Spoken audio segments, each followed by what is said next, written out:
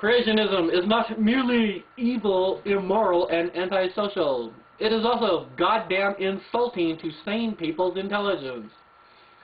The video I am now replaying to is an excellent example of creationism so offensive to one's thinking abilities that if the ignorant fucktard wanker had made such bullshit lies to my face, I would slap the asshole in the face for the insult. The bullshit in that video is so patently absurd and obviously specious that any high school student of average intelligence would find it offensively insulting. And yet this creationist asshole expects us to believe that the entire world's scientific community is so incompetent, so grossly ignorant about the sciences they have studied and work in every day, that they do not know what the bloody fuck they, the scientists, are doing. But this asshole creationist is better educated and informed than they are. The lies in the video I am replaying to are chiefly from Reverend Kent Hovind's website. I have personally, face-to-face, corrected Reverend Hovind regarding several of the falsehoods this asshole creationist put in his video. And yet Hovind was still caught repeating those lies nearly 20 years later. It is goddamn fucking insulting of creationists to actually believe their intellectual superiors are so fucking stupid to know that the creationists are lying to them. It is also goddamn insulting that creationists such as the asshole who made the video I am replying to constantly repeat lies and falsehoods that have been refuted tens of thousands of times. Some of those lies have been refuted even before I was born. The creationist fucktard's video I am replying to does not have any audio, so I have extracted images from that video, of which there are 24 images. Note that the asshole merely made assertions without any data to support those assertions. One may therefore dismiss and ignore every single fucking assertion that fucktard made. However, I have the rest of the evening free to kick this asshole around, and I shall do so. All of this creationist lies and bullshit have been debunked for decades. Those refutations have, every single one of them, are available at the Talk Origins archive. This asshole creationist does not want to know his bullshit has been debunked, of course, so he will never go to that website and read the facts. I have included the URL that debunks this asshole's lies in this video's description. No, evolution does not violate any law of physics. Nothing in the universe can defy the laws of physics. If something appears to defy the laws of physics, then our understanding of physics must be wrong. The creation of matter has nothing at all to do with evolution. Where matter came from has nothing at all to do with evolution. By the way, the answer is baryon synthesis. The Big Bang has nothing to do with evolution. Big Bang Theory, therefore, has nothing to do with evolution. Also, the universe did not start as a dot. That dot, therefore, did not exist. Therefore, it did not, quote, spin around and then exploded, unquote.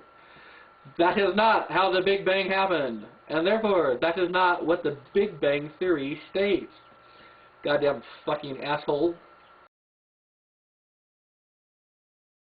The answer to the question, quote, where did the dot come from, unquote, is there was no dot. The answer to what made the dot form is there was no dot. The answer to what caused the dot to spin is there was no dot. None of this has anything to do with evolution. The conservation of angular momentum states no such thing, and I have twice corrected Reverend Hovind to his face about this lie. Pieces of a rotating system are not imparted with rotation when that system disintegrates. It is fucking stupid to believe so. And direct observation of the real world shows it is fucking stupid to believe so. This has nothing to do with evolution. The Big Bang did not start with a dot, let alone a spinning dot. The planets and galaxies all rotate, or not, based upon their own individual moment. None of this has anything to do with evolution. The second law of thermodynamics does not state, quote, everything tends to disorder, unquote. Nothing about evolution violates the second law of thermodynamics. Therefore, evolutionary theory does not violate the second law of thermodynamics either. I should also note that several creationist cults have told their cult followers to cease making this false claim. There is no evidence for a young Earth. Earth's age has been directly measured to an extremely high precision to be 4.45 billion years old, give or take. Human population was not linear. Human population was not exponential until after the Industrial Revolution. The sun does not burn fuel, it fuses hydrogen. Mathematical models show the sun will continue to fuse hydrogen for at least another 5 billion years. No, the stars inside the Milky Way galaxy are not, quote, moving faster, unquote, than the stars outside the Milky Way galaxy. Also, the shape of the Milky Way galaxy has nothing at all to do with the age of the Earth. No, the gas giants in the solar system are not cooling off twice as fast as their heat gain from the sun. See my video regarding lunar recession. Tidal lock and lunar recession are known to be variable. No, lunar recession in the past is known to have been a tiny fraction of what it is now. See my video on lunar recession. The moon does not collect 1 inch of dust every 10,000 years. Such a rate would give us here on Earth a spectacular shower of micrometeorites every night. We do not see that. It is a bullshit claim. No rocket scientist believed Luna would have a soil layer 1 mile thick. Russian probes measured the thickness of lunar soil long before Eagle landed on the moon. The amount of dust falling on the moon over the past 4 billion years was and is roughly 18,000 to 25,000 tons of dust per year. Over 4 billion years, that gives a figure of less than 1 foot of lunar dust.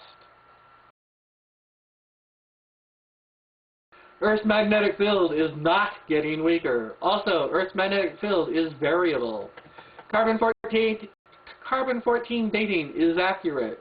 The variability of Earth's magnetic field does not invalidate carbon-14 dating. Earth's rotation is coupled to Luna's tidal lock and tidal friction. Earth's rotation is slowing at a rate of about 0.005 seconds per year. This extrapolates to an Earth having a 14-hour day 4.5 billion years ago. Impermeable rock can and does hold oil and gas pressure for many millions of years. I should also note that if this asshole's claim were true, the pressure would never have existed in the first place. There was no worldwide flood ever. Scientists have been unable to discover any such flood. There is no evidence for such a flood. It is fundamentally and physically impossible for there to have been a worldwide global flood.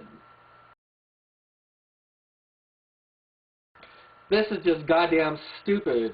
If Earth life is 4,000 years old after the flood, which never happened, why aren't there any horses that old? This ignorant fucktard just claimed that carbon-14 dating is not accurate. And then he goes and accepts that dating system to date the oldest known bristlecone pine. Fucking creationist, confused hypocrite. Oceans do not stay oceans forever. Mountains do not stay mountains forever. Ocean floors rise to be mountains. Mountains erode to become ocean floors. That is why.